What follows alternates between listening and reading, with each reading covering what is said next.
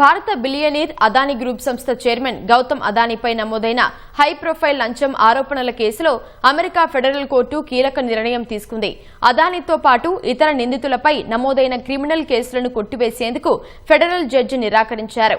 ఈ కేసును ఎందుకు ఉపసంహరించుకోవాలని అంటుకుంటున్నారో తెలుపుతూ మరింత స్పష్టమైన వివరణాత్మకమైన నివేదికను సమర్పించాలని అమెరికా జస్టిస్ డిపార్ట్మెంట్ డీఓజేను న్యాయస్థానం ఆదేశించింది. అదానీపై ఉన్న అభియోగాలను ఉపసంహరించుకోనున్నట్లు అమెరికా న్యాయశాఖ ప్రకటించిన నెల రోజుల తర్వాత ఈ పరిణామం చోటు చేసుకుంది.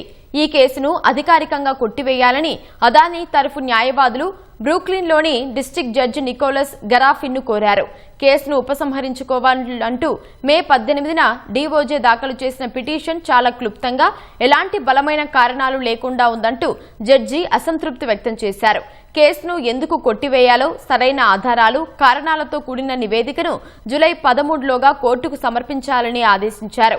సౌర విద్యుత్ కాంట్రాక్టులు పొందడానికి భారత్లో కొందరు పాలనాధికారులకు $265 మిలియన్ లంచమిచ్చారని, ఈ నిధులను అమెరికా ఇన్వెస్టర్లు బ్యాంకుల నుంచి సమీకరించారని ఆరోపిస్తూ 2024 నవంబర్లో అదానీ వారి అనుబంధ సంస్థలపై అభియోగాలు నమోదయ్యాయి.